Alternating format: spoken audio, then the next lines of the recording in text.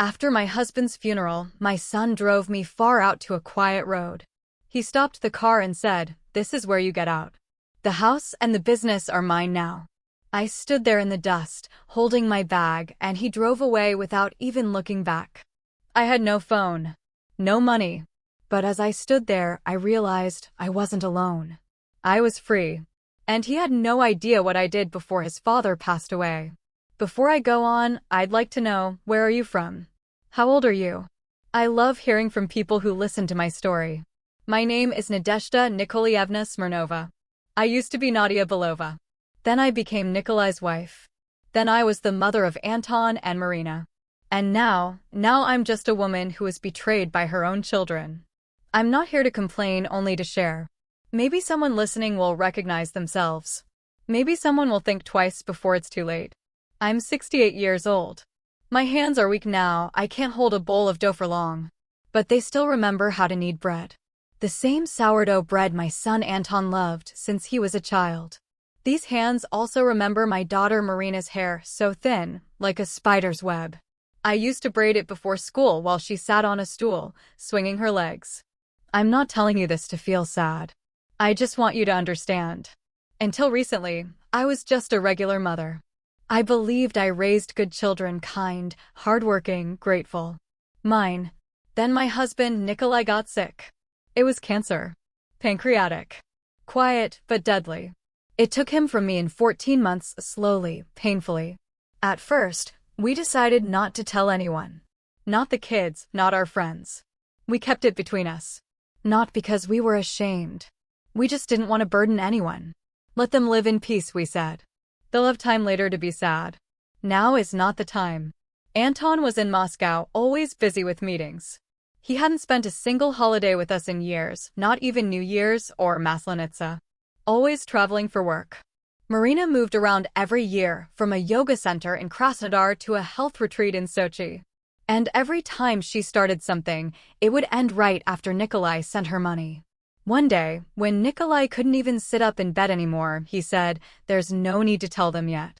His voice was soft, like it came through cotton. Let them live without this weight a little longer. I agreed. I loved him. It was his last wish. When the children finally came, near the end, they didn't bring love. They brought cold questions. We were living in our old home in Mykolovka. It's the same village where Nikolai and I turned 20 empty acres into Smirnov's gardens. No loans. No help. Just the two of us. From nothing. We built an organic farm, an apple orchard. We gave school supplies, donated to nursing homes. It wasn't just a job, it was our life's work. Anton sat at our old kitchen table, the same one where he used to eat soup as a boy. He said, "Mom, let's be practical. The treatments cost a lot. The house is old. The garden is all yours. But you can't take care of it anymore. We need to think about the future." He spoke calmly. Like it was all simple. This is the kind of thing people say in business deals, cold, calculated. But my son wouldn't even look me in the eye. And when I looked at him, I didn't see my son anymore. I saw a man who thought his own mother was a burden. Marina arrived later. She brought expensive perfume, big suitcases, and lots of tears. Real ones, it seemed. I saw her hug my husband, sit by his bed at night. For a moment, I thought maybe I was wrong about her. Maybe she was really there for us. Then came the funeral. It was small, simple, just like Nikolai had wanted. The grave was on a hill that overlooked our garden. Spring was just starting, the tree buds were full of life. I stood between my children. Anton was calm and distant. Marina cried into a white handkerchief I had never seen before. After the guests left, I said, "Tomorrow let's go through some of Dad's things. We'll need to sort them." But Anton had already poured himself a glass of whiskey and said, "Marina and I talked. We need to sort things out quickly. We have work, you're getting older, and the garden has problems." "Problems?" I asked. He said the business was no longer useful. That Dad had wanted something more modern. They'd already found a buyer. The land was worth good money. Anton said Dad agreed. "I have it in writing," he added and placed a paper on the table. It wasn't a legal document. Just a regular piece of paper with Anton's company logo on top. The signature at the bottom was supposed to be Nikolai's, but it was too perfect. Too clean. My husband hadn't been able to hold a spoon in the last month of his life, let alone sign his name like that. You gave this to him when he was on morphine, I said quietly. That's when it hit me. They didn't just want my house and land, they had already taken it. I just didn't know it yet. I didn't scream. I didn't make a scene. I just sat at the same kitchen table where Nikolai and I once made dumplings and listened as my children talked about my life like it was some kind of business plan. Show me the will, I said. Anton pushed the paper toward me. It wasn't official. No lawyer's stamp. No notary. Not even our family lawyer Viktor Alexeyevich's signature. Just a printed copy on plain paper with his company's letterhead. I knew Nikolai's signature. I'd seen it on Apple sales papers, worker checks, even notes he left for me in the bread box. But this one was too smooth. Like someone else had traced it with a ruler. It's fake, I said. Nikolai couldn't sign like that. His hands shook even when he drank water. He was in his right mind, Anton replied. He just didn't tell you so you wouldn't worry. He wanted us to keep the business going. But in the right way now. With investors. With real money. Not like yours, Mom, he added. Not the old way. Marina was quiet, scrolling through her phone. Then she finally spoke. There's already a buyer. A developer. They want to build a fancy resort. $7 million. Mom, she said, this is a chance for all of us to start a new life. I looked at both of them. These were the same children I had read bedtime stories to, taken to after-school clubs, sat freezing in school halls during their shows. You think I can't handle it anymore? I asked. Mom, look at yourself, Marina said. That one sentence said it all. You're almost 70. The house is cold, your joints hurt, the tools are old. You need to rest now. Everything's ready at the care home. Nurses, activities, hot meals on time. It's all there. This is my home, I said. In return, I said, I won't go to the police. And the money? Gone. It was there yesterday. Today, they leave with nothing. That's not fair, they said. It is fair, I replied quietly. Was it fair when you left your mother on the side of the road? I ended the call. Viktor sat next to me, watching. They'll sign, he said. They have no choice. Yes, I nodded, but I don't care anymore. This isn't about papers. It's about our relationship. Even if they sign, we have nothing in common now. 1 hour later, the first article came out in the local newspaper. Mother saves her garden from her own children. Smirnovsky Gardens at risk of developers. There was a photo of me in rubber boots, standing tall in front of the apple trees. A short interview next to it made everything clear. The land is mine. The deal is stopped. The lawyer confirmed the will was fake. The next morning, people in Mikhailovka started talking. Neighbors called me. Some brought pies. Others just hugged me. No one blamed me. Everyone understood. They're not from here, Ludmila said as we had tea. They don't understand that land isn't just land. It's memory. It's roots. It's Nikolai. It's you. They used to be my roots, I said. They were, Ludmila agreed, but they rotted. 2 days later, Viktor called. They agree. They're coming tomorrow. The next day, they came with the signed documents. I felt no happiness. No relief. Just tired. Like I'd climbed a mountain and could finally stop. Quiet. No clapping. Anton looked tired, unshaven, his shirt wrinkled. Marina's makeup was smeared. Her hair was a mess. They sat across from me. Viktor and our new lawyer were with me. It was serious. Official. Viktor said, these are the papers. Sign here. Anton grabbed the pen and signed fast, without reading. Marina signed slowly. Tears fell on the paper. I didn't feel angry. Just like someone who had already lost too much to feel anything. Then I said, now you will leave Mikhailovka and never come back. If I see you again, I will go to the police. Not as a mother, but as a citizen. They stood up. No goodbye. No thank you. They left. I stayed in my seat. The room was so quiet, I could hear the clock ticking. I looked at Viktor. That's it, I said. He nodded. You won. I didn't smile. I said no. I just came home. I really had. The house felt like it had been waiting for me. The same windows, the creaky floor, the the smell of fresh bread still in the wood. But the silence now was different.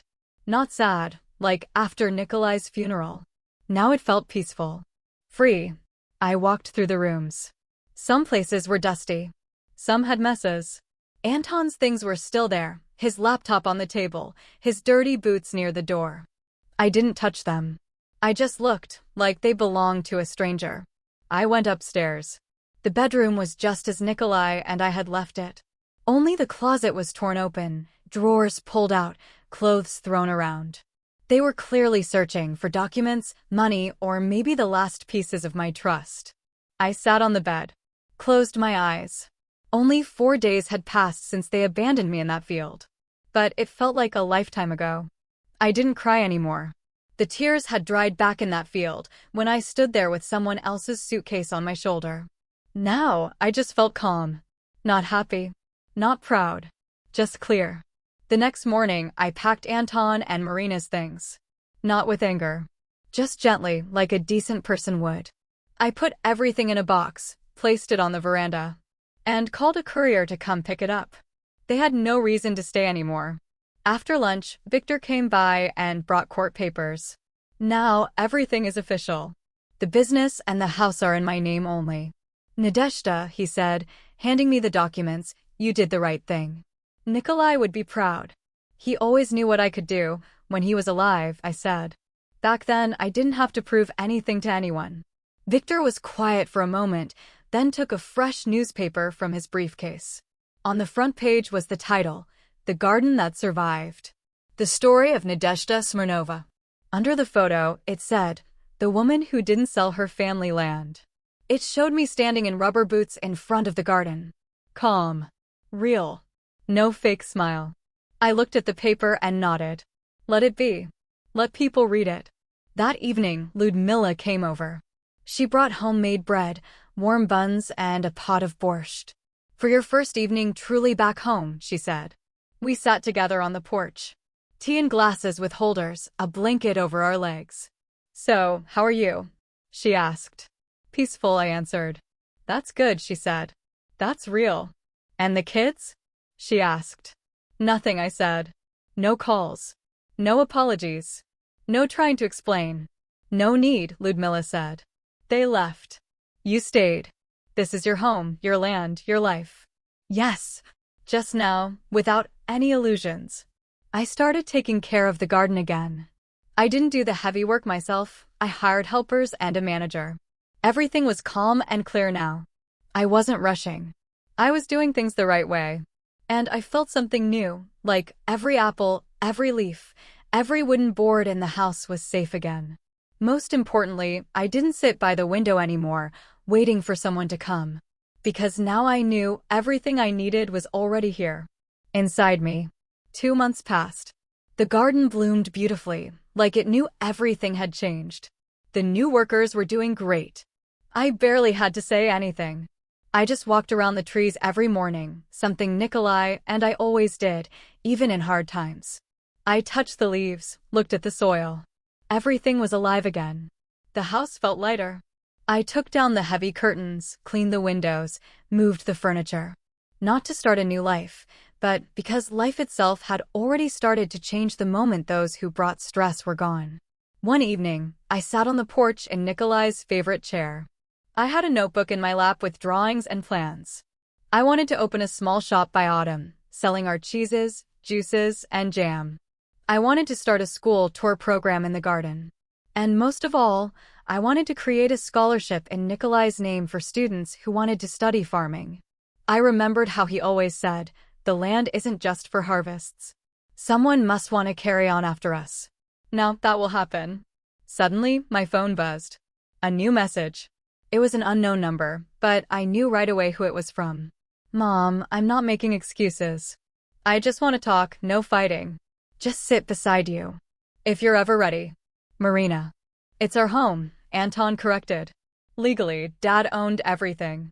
He left it to us. We're not throwing you out. We just want to take care of you. We'll handle the garden. I stood up. Not bent, not weak. I stood straight and calm, like someone who finally felt something inside break for good. I'm tired, I said. We'll talk tomorrow. They nodded like they agreed. But I knew they had no plans for tomorrow. I went upstairs to the bedroom where Nikolai and I had lived for 40 years. That room held arguments, laughter, long nights with fever, quiet mornings, and hugs. I lay down on our old spring mattress. I closed my eyes, but I didn't sleep. I heard them whispering in the kitchen. Anton was making phone calls, and Marina was sending voice messages. They didn't know that in this old house, if you put your pillow in the right spot, you can hear everything. That night, I realized I had just one chance. One morning. That's it. At sunrise, I got up, washed my face, got dressed, and went downstairs to the kitchen. They were already there. Dressed. Ready. A thermos was on the table. A small suitcase next to it, not mine. We've packed everything, Marina said, like we were going on vacation. She smiled. Just the essentials. We're going to take you to a place. A nice care home. It's called Sunny Onion. Only 2 hours away. It's beautiful. I'm not going anywhere, I said while I poured myself coffee. I'm staying at home. Anton's voice became firm. Mom, the decision is made. The deal with the developer is next week. Everything must be sorted now. Be reasonable. I slowly set down my cup so it wouldn't spill. You haven't sorted anything, I said. You've already lost. Mom, don't make this dramatic, Anton sighed, checking his watch. Just get in the car. I looked at him, not at his face, but deeper. And I realized this wasn't my son anymore. It was just a man who saw his mother as a burden. Something to be moved around, dealt with, placed somewhere out of the way. I nodded. Let me use the bathroom first. I'll take my pills and a few photos. Of course, Marina said sweetly. She even smiled. Take anything you want. We'll send the rest later. I went upstairs, but not for pills. They didn't know about the hiding place behind the mirror. That's where I kept Nikolai's passport, birth certificate, and some emergency cash, just in case. In the closet, behind his old flannel shirts, was a fireproof box. I took it. Then I walked downstairs quietly. I held myself calm and steady. When I stepped out onto the porch, they were already in the car. A big, black car with leather seats. Must have rented it for important business. I got in without saying a word. They smiled. They were relieved. We drove for a long time.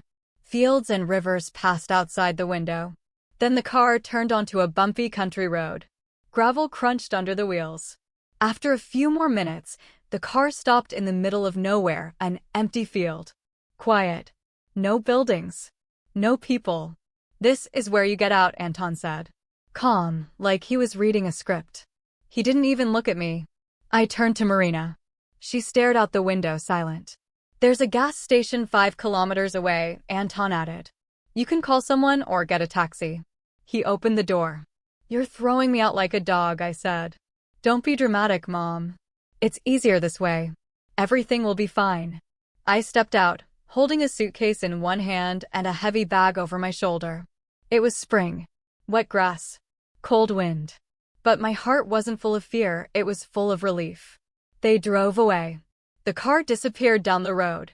And that's when I realized I wasn't alone. I was free. I stood in the middle of the field with no phone, no one around. But I wasn't panicking. I felt calm, clear-headed. This wasn't some sudden betrayal.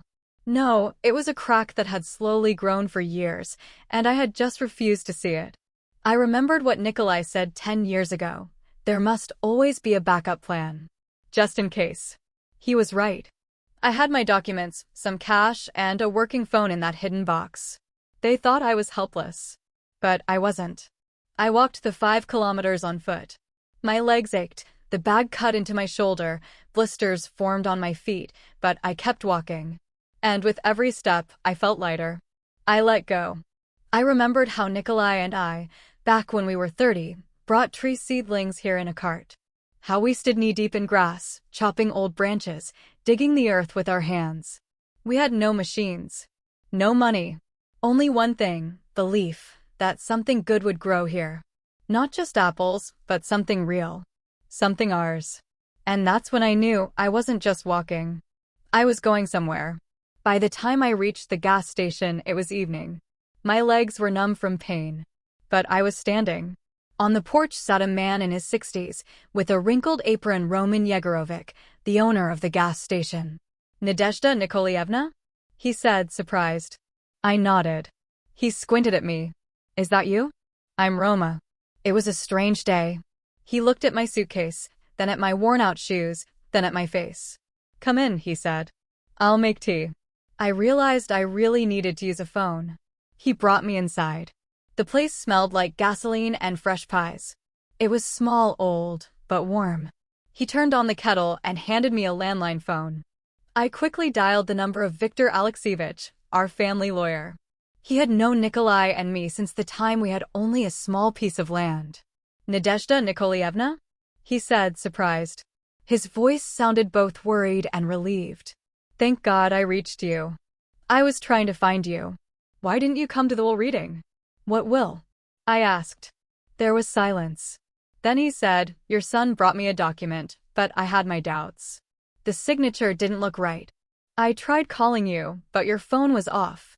I was unavailable, I said, trying not to show how angry I was. Victor, I need your help and your silence. What I tell you must stay between us. Of course, he said. Can you meet me? I'll be there in an hour. I handed the phone back and thanked Roman. He offered to drive me, but I said no. I didn't want to talk to anyone anymore. He gave me a bottle of water, a couple of pies, and a warm old jacket. It gets cold at night. Take it. Don't be shy. My heart hurt. Here was a man I'd only spoken to maybe 3 times at a local fair, and he had already shown me more kindness than my own children had all year. I walked toward the center of Mikhailovka. Victor's office was warm and peaceful. His secretary saw me and threw up her hands. Oh, Nadezhda Nikolaevna. We were so worried. Come in, he's waiting for you. Victor met me at the door. He looked older, but his eyes were still sharp and kind. Sit down. Tell me everything. So I did. I told him about Nikolai's illness, how we kept it quiet, how the children changed, and finally, the drive to the empty field where they left me. He didn't interrupt. He listened closely, tapping his pen now and then, never looking away. When I finished, I pulled out the metal box from my bag, the one the children didn't know about. These are documents for 20 hectares of land, I said. We bought it before marriage. It's in my maiden name. Nikolai said to keep it just in case. Victor opened the folder, carefully read through the papers, then nodded deeply. This is your strength, he said. Your land. Without it, the developer can't build anything. Then he looked at me. What do you want to do? I took a breath and answered calmly. I want my house back. I want my garden back. And I want my children to understand what it means to forget where you came from. He said nothing, just stood up, walked to the safe, and locked the folder inside. You don't just have land, Nadezhda Nikolaevna. You have the truth. And that's more powerful than any fake signature. I nodded. Then let's begin. We don't have much time. By the next morning, everything was in motion. Victor filed a lawsuit to block the land deal, just in time. The court placed a freeze on the sale until they could check if the will was real. The bank also froze the accounts of Anton and Marina's company, which they had already started draining.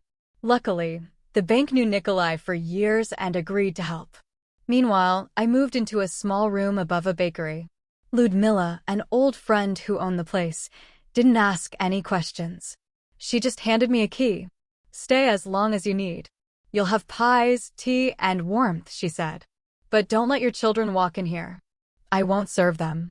I didn't laugh. I just said, don't worry. They won't come. This place smells like conscience. The real work began the next day.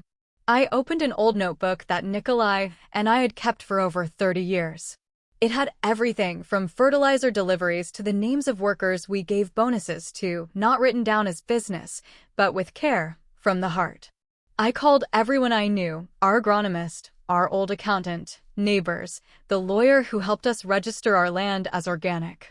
Even local newspaper journalists, people we once baked apple pie with during harvest festivals. Everyone was listening to me. Everyone was on my side. Nadia, said Sophia, the journalist, do you want revenge or justice? I just don't want Nikolai's name to be sold along with the land, I said. He doesn't deserve that. I'll write the article, she said. I know what to do. Just don't be afraid. By the afternoon, everything was in motion. The land documents were in court. The developer's deal was blocked. The local newspaper had already printed the headline. Local farm in danger. Children want to sell. Mother fights back. It wasn't a scandal. It was a proper, legal fight. That evening, I sat by the window in the small room above the bakery. It smelled like vanilla and fresh bread. Ludmilla brought me tea and a bun. You're strong, Nadia, she said. I'm just doing what I must, I replied. They won't understand, your son and his wife. That's not my problem anymore. Around 9 p.m., the new cheap phone I bought at a gas station rang. Only 2 people had the number, Victor and the bank. But this time, it was an unknown number. I answered. Hello, Mom. It was Anton. His voice was cold and unsure. What have you done? He asked. I'm just protecting what belongs to me, I said calmly. What your father and I built for 40 years. You filed a lawsuit, blocked the bank accounts, and even talked to the newspaper. Do you know what kind of trouble you've caused us? I didn't set you up, I said. I saved myself. You made your choice the day you left me alone in that field. He was silent for a moment. Do you want a scandal? I'll offer you one deal, I said. Only one. You and Marina officially give up all rights to the house and business. In return, I won't go to the prosecutor. You'll get 5 million once. After that, we're done. No contact. Silence. I could only hear him breathing. Are you serious? He asked. Completely, I said. You have 24 hours. After that, everything will go through the courts. And I hung up. Do you think they'll sign? Victor asked, looking out the window. I hope not, I replied. Why? Because if they do, they won't learn anything. But if they lose everything, maybe then they'll understand what they've done. I didn't say it out of anger. I had no anger left, only clarity and purpose. A day passed. I knew that if they didn't call, they chose war. But if they did call, it would already be too late. At exactly 2 p.m., the phone rang. The number was unknown, but I knew who it was. Go ahead, I answered calmly. Mom, Anton's voice was no longer cold. He sounded tired and broken. We're not going to sign under these conditions. We don't want to lose everything. Then you'll lose it all in court, I replied. And also face criminal charges. He said nothing. I imagined him sitting somewhere, in a car or hotel room, holding the phone with a blank face. Mom, please be reasonable. We're your children. Are you really going to cut us off like this? And were you reasonable when you left me in the field? Suddenly, I heard another voice on the line. It was Marina. Mom, please, she said. I didn't want this. Anton told me it was easier this way, that you wouldn't fight back. And you just agreed? I asked. It was easier, she said quietly. I have debts. I thought if we sold fast, I could pay them and start over. Her voice cracked. I didn't think you'd go to court. That was your mistake, I said. You both always thought I'd stay quiet. But you're not going to the police, right? Marina asked, almost crying. You both helped forge a will. You took me to an empty field, hoping I'd disappear. That's a crime. If you don't sign those documents, I will report you, and I'll sleep peacefully after that. There was a long silence. What do you want? Anton asked, almost whispering. I want a signed statement, I said, saying you give up all rights to the business, the house, and the land.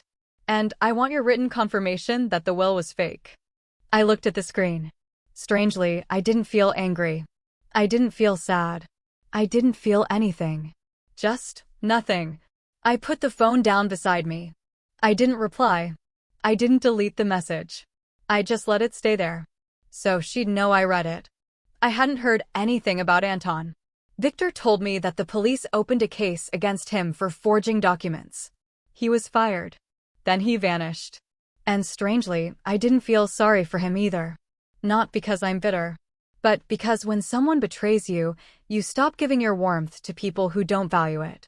One day, while I was walking through the village, a teenage boy, maybe 16, came up to me. Are you Nadezhda Nikolaevna? He asked, a little shy.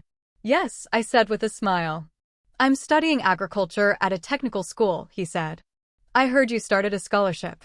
Can I apply? Of course, I said. But you'll have to study seriously. The land doesn't like lazy people. He nodded so eagerly that I suddenly felt something deep inside. Everything I had done, it wasn't for nothing. Yes, my family fell apart. But something even stronger remained. A purpose. A reason. A memory. That night, I sat on the veranda again. The stars were out. It was warm and quiet. I could hear crickets far away. I had a cup of tea in my hands and looked at the garden. It was dark, but alive, breathing. And I understood, this is my real family. Not just the people who share your blood, but the ones who stay. The house, the trees, the people you can sit with in silence, without fear of being betrayed. The world didn't feel scary anymore. It felt honest. And for the first time, I felt like I was exactly where I belonged. Autumn came early that year. The mornings were cool, and the air was clear like well water. The garden turned golden, slow, and heavy. I woke up early each day. The house was peaceful, just the floor gently creaking and the smell of fresh coffee. Everything was clean. And my mind was finally quiet. Not the kind of quiet that feels lonely, but the kind that comes after a storm has passed. I didn't wait for phone calls anymore. I didn't listen for footsteps. I didn't check the mailbox. I knew nothing would come from them, and strangely, it didn't hurt. It just became part of the past. Like a scar, it doesn't hurt anymore, but it reminds you of what you've survived. The Nikolai Scholarship started. 2 students already got their papers. One of them was the same boy I had met. His mother came to thank me, with tears in her eyes and a homemade pie. "We won't forget what you've done." "Thank you, Nadezhda Nikolaevna," she said. I took the pie, smiled, and said thank you. It was real kindness. The little shop opened too. A small building near the garden. We sell jam, apple juice, and dried herbs.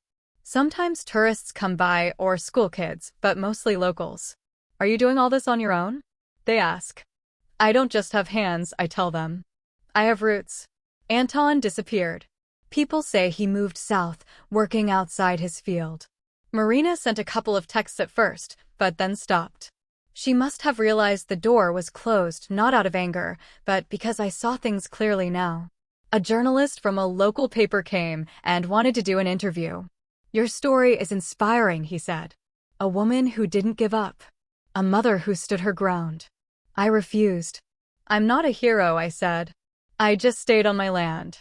The rest is just storytelling." He nodded and left.